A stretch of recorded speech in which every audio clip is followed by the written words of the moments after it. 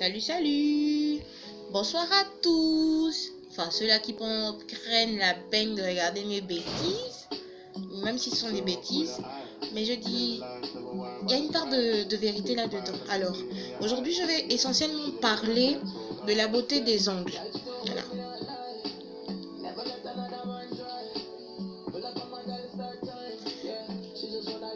C'est fait par moi-même. Alors, pour les mordus d'ongles artificiels, je suis une mordue d'ongles artificiels. Pour les mordus de vernis, je suis une mordue de vernis. Alors, comment faire pour... Parce qu'on me dit, excusez-moi d'abord, je me plains un peu, je m'emballe. On m'a souvent dit, mais tiens, toi tu passes ton temps à coller tes ongles, mais tu as les ongles qui poussent et c'est pas gaspillé.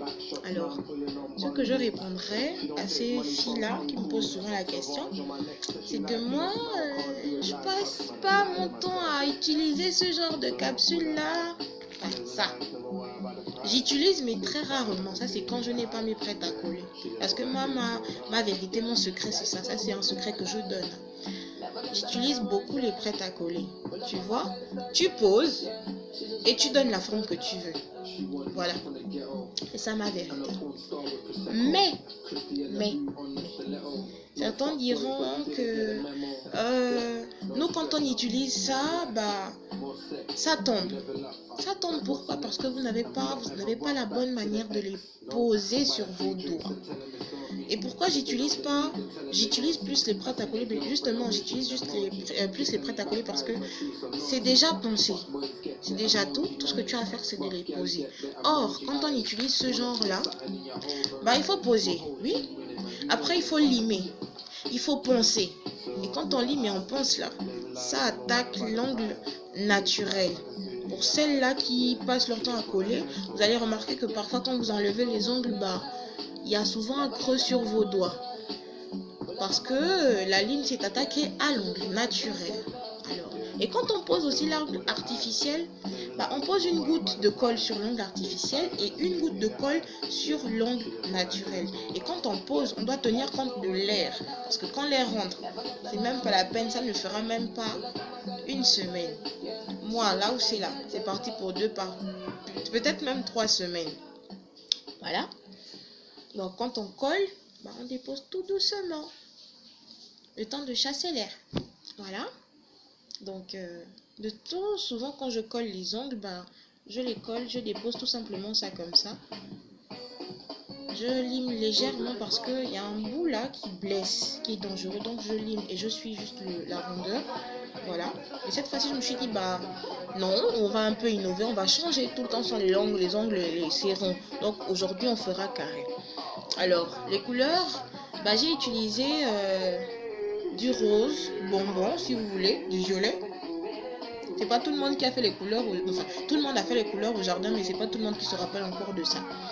Voilà, un vernis brillant et une base. Donc voilà,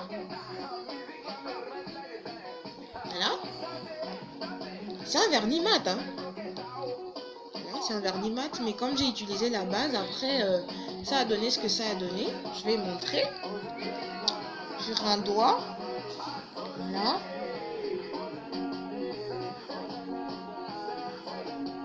À la base, il est comme ça. Alors,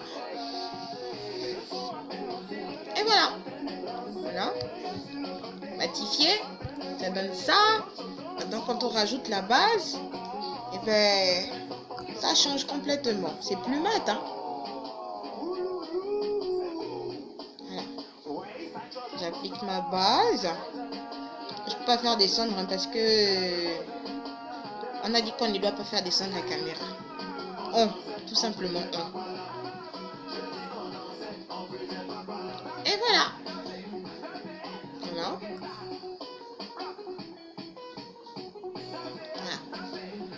Et c'est ça. Je regrette un peu parce que j'aurais normalement dû faire la vidéo pendant que j'étais en train de faire la manicure, pardon. Mais ça m'est complètement sorti de la tête et puis bah une prochaine fois. Alors bah c'est terminé. C'était pas long. C'était juste pour apporter et donner ce petit genre de conseil là. Et voilà quoi. Maintenant, là, mes ongles naturels, évidemment, ils vont pousser. Ben, quand ils vont pousser, quand ça va tomber, quand ça aura décidé de me lâcher complètement, je ne vais pas utiliser de vernis tout de suite. Je vais d'abord me laisser un bon temps de repos. Je vais juste utiliser sur mes ongles naturels ce qu'on appelle le durcisseur. On trouve ça le plus souvent chez les mamans qui vendent là dehors. Vous pouvez trouver ça aussi dans les grandes surfaces. Pour ceux-là qui ne partent pas au marché, vous pourrez trouver ça dans les grandes surfaces, Glamour, Bolo, enfin ça dépend de l'endroit où vous achetez vos produits cosmétiques et consorts. Voilà, donc j'aurai recours au durcisseur pour me rendre l'ongle naturel un peu plus résistant. Voilà, parce que après ça va être fragile et consorts, mais soyez-en sûrs, ça va pousser. Je ferai une autre vidéo pour vous montrer comment mes ongles ont poussé, parce que voilà. Donc c'est pas pour montrer qu'on n'a pas les moyens d'aller dans un salon de coiffure pour se faire poser le gel sur les ongles. C'est tout simplement que, bon, après, je me dis avec le temps qui court, on a mieux à faire avec notre argent. Donc, il y a certaines choses que je préfère faire moi-même. Pourquoi pas vous?